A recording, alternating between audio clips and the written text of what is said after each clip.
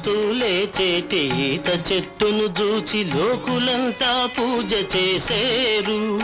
వెనుక జన్మములోన జరిగిన కథలన్నీ మూడేళ్ల బాలుడు చెప్పేను. శివ గోవింద గోవింద.